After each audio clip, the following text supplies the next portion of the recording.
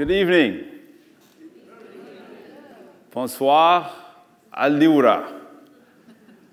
That's Wellinke, my mother tongue. I'm Sekou Kaba, and I overcome obstacles for a living. You laugh because you do too, just in your own special way. So here's a show to show you guys how I overcome my obstacles. There are people out there supporting me and have been for so long. And it's great to see my hard work flourish a little bit.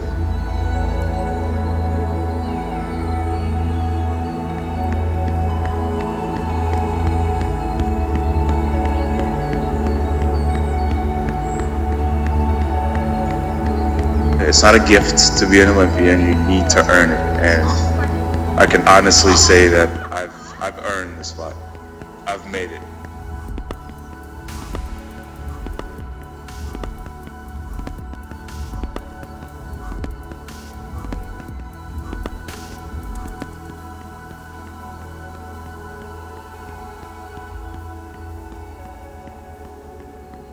To be an Olympian is a dream come true, definitely.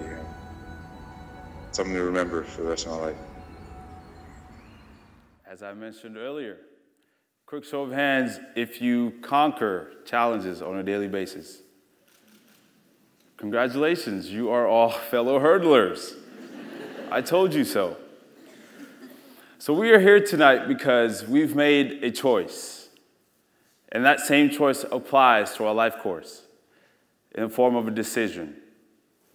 I believe we've all made decisions in our lives that have brought us to where we are today, right now, in this moment. You may not believe it, but according to a Cornell University study, humans make 35,000 decisions on a daily basis. 226 of those on food alone. And tonight, we've all allocated one of those decisions to share this space with one another. 16 years ago, if you would have told me that I would one day present on a platform as impactful as TED, I would have laughed at you. And if you went further to say that I'd be doing it in English, I would have called you crazy and referred you to a doctor. But I believe that we strategically calculate our steps throughout our journeys and pick our exact positions where we are. Have you ever accomplished something that you, at the moment you perceived it as thought, was impossible? Show of hands. We've got some work to do. I am Exhibit A. I want you to know that the moment that thought comes to mind is the moment you should actually believe that you can make it happen. Because I'm doing it right now. I'm talking on TEDx, and I'm doing it in English, which is my third language.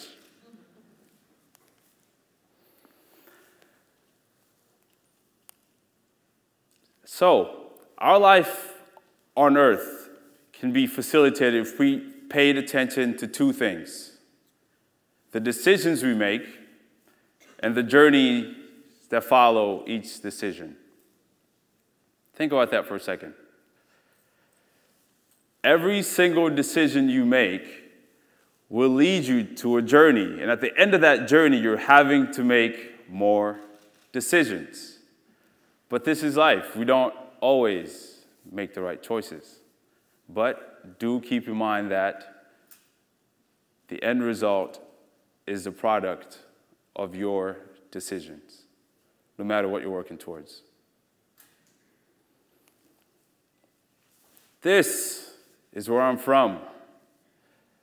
If you can see up there, it's a coffee cup. And I spend a lot of time in coffee shops. So the cup represents the world, and I was sitting there bored. I decided to kind of trace back. And so if you look on the west coast of Africa, M-land, motherland, that's Guinea. No, not Guinea-Bissau. No, it's not New Guinea. It's just Guinea, guys. And it's sitting right there on the west coast of Africa. I spent my first 10 years there, and I grew up in love with a 6-letter word and disregarded everything that didn't align with that word. And it's called soccer. And as some of you may know, resources are extremely low in West Africa. So the odds of me becoming a professional soccer player was highly unlikely and extremely low. Much like what I'm doing today, speaking on TED and doing it in English. So in 2001, my parents, mom and dad, decided to send us away on a trip. It began as a vacation, but it turned out to be a staycation. Because we arrived in Michigan, Ypsilanti, Michigan, and that's where I called home for the next few years. I arrived with my sisters. Dad remained in Guinea to work and support us, and then mom and the rest of the siblings would follow later. And upon arrival, I realized that I was embarking on an extremely tough journey. English was new to me. I had to play the hand I had been dealt. And so I had to make a decision. How will my journey pan out? Because I'm in charge here. The end result is a product of my decisions. And so I decided to right away find a new hobby. And this hobby turned out to be another love, which happens to be another 6-letter word, which you'll soon find out.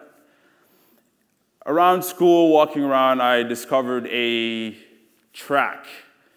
Walking around, got close to it, it was just there looking so oval and red and so captivating, I tell you. And as I made my way, it was about 10 meters from the track. I got close, and right away, a high schooler just took off from one end of this barrier and landed on the next. And I later found out what he jumped over was this 6-letter word called a hurdle. And right away, a switch turned on in my head. This is my calling. This is my thing. And so the next decision was to really immerse myself in my newfound love and be able to live with the pains that came with my newfound love, because I knew it was going to be tough, and I'd come across many other challenges, like practice. You're probably thinking, how the heck is he coachable if he doesn't speak the language? Well, my middle school coach came up with his own language, basically, in track and field at practice. I became very familiar with a full 400-meter track. This would be a 200, 100 meters straight, clearly. Any thoughts what 100-meter hurdles look like? There you go. It was that, exactly that. And so that's how we went about practice. But, it worked out well. I slowly picked it up. But Michigan was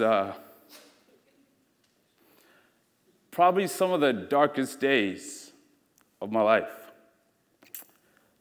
I endured so much hatred, so much exclusion, all because I had never been exposed to the language. I didn't speak English. I didn't play like the other kids did, never came across any of the sports they'd played or any of the activities.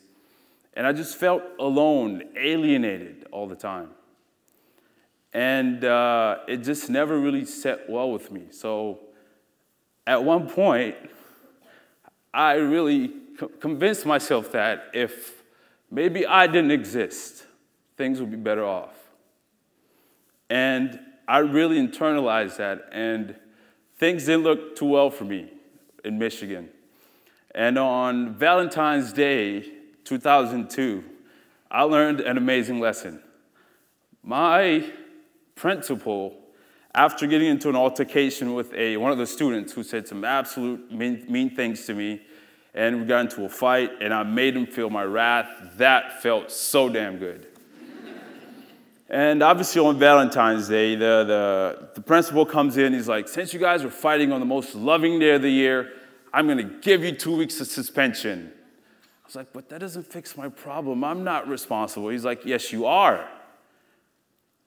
I was like, what do you mean? He's like, well, you are not responsible for others' actions, but you are responsible for what you do. And so that day I decided to use my fist and made him feel my wrath. But it felt great, and so the 2-week suspension was in order, and I fully accepted it. And so next came Georgia. My mother got sick of the cold, and she was aching for some sun and peaches. So we ended up in Snellville, Georgia. Upon arrival, I talked to my high school coach, and he was like, you know what? New place, maybe I've escaped the bullies. Let's start fresh and run some track and be happy. And I talked to him. I realized that one of my teachers was actually the track coach. So I approached him and told him my situation. I'm new to the place. I'd love to run for you. Let's make this happen. Excited. And he looks at me. He's like, son, glad to hear it. All you need to do is find that track afterwards, and you'll be on your merry way. It's like, merry, okay, sure. I look forward to running some merry track. And so school ended, making my way through the field house, and I'm walking down the field house. There's a small hill. As you walk down, the view is obstructed by some branches. And so you lift the branches, and you can kind of see the lovely oval red track. And as soon as I lifted those branches and looked, I panicked. I, in my mind, replayed all the hardships I had endured, and right away almost slipped into a post-traumatic episode. And what I saw down there was not 50 humans, what it looked like. It looked like I saw 50 monsters. And right away, I turned around and decided track and field was not for me. So I quit for 2 years, went home of just being a student, home, miserable 2 years, miserable. So I gave up what I do now for a living for 2 years because I allowed others to make me hate myself. With the help of my bodybuilding uncle, for those 2 years, he set up a gym in the basement, and I channeled my energy. All of the hate I had endured, all in the gym, downstairs in the basement. So I built some character and put on some masks that I hate, I can't get rid of these days. But you know what? The following year, when I went back to school, the same guys who put fear in me were now embracing me, welcoming me to join the football team, because that's what most muscular guys in school do. And what difference it made to feel welcome, to feel wanted, to feel like I'm part of a team. So I joined the team, and things began to look up. I was the back-to-back region champion. I went to county many times, won some medals, went to the state championships. I wanted to beat the fastest guy in the US because he failed during a race. It doesn't matter, a win's a win. But things were amazing, okay? But in 2007, something happened. My mother decided she wanted the cold again. So we moved to Canada. And that was a pivotal move because we didn't have any status in the US, and so life was kind of tough. And we arrived in Canada as, PRs, permanent residents, and things were going to be legit for a change. Yes. And so arrived to this beautiful country, and right away continued to run track, and left a mark, won OFSA, played basketball and football, and by this time, bullying obsolete. I feel great. No one's making fun of me anymore because my English is not too bad. What actually really, really helped me was the fact that I had a really, really thick Georgian accent when I came to Ottawa. And so that actually made me popular because I was this weird kid with a southern accent that everyone just loved in school. So that made my transition so much easier. And so thanks to all the students at Ottawa Borden. And so track kept going well. I accomplished great things, and here I am today as a Canadian Olympian. Thank you.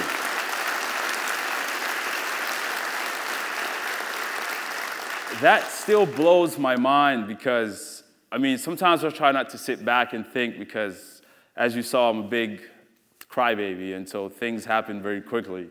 So, but I mean, Olympian, community builder, God, I'm doing so much in the city, and it's all because I discovered my purpose through sport, the very sport that made me hate myself.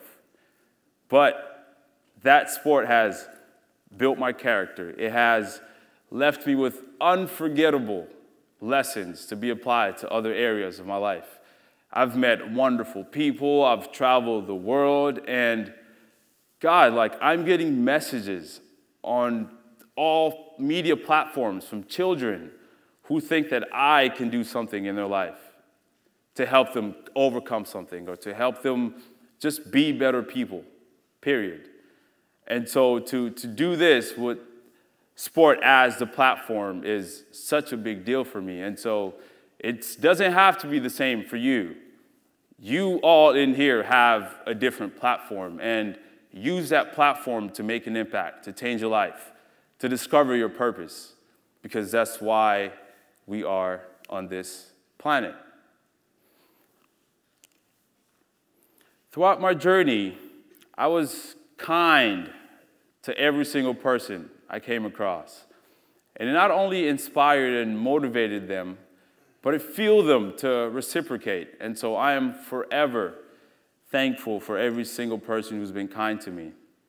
And as Maya Angelou said, people will not always remember what you say or do, but they will always remember how you make them feel. So keep that in mind and choose to be kind. I asked for help when I needed it most.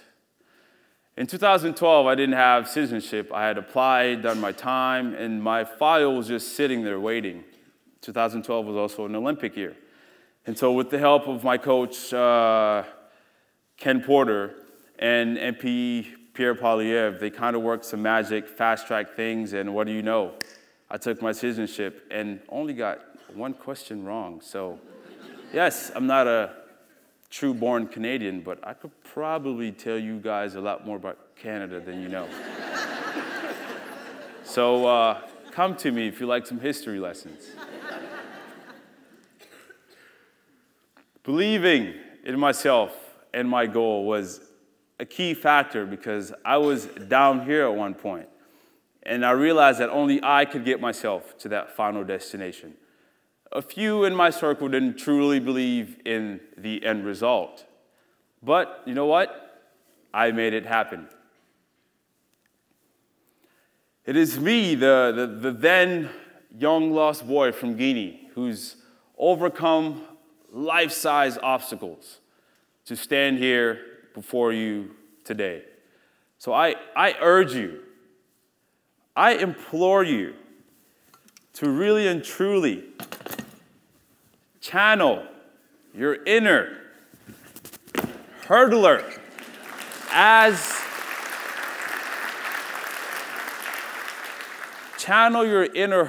as you overcome your daily obstacles. All you have to do is choose and decide to strive and enjoy the journey. Thank you.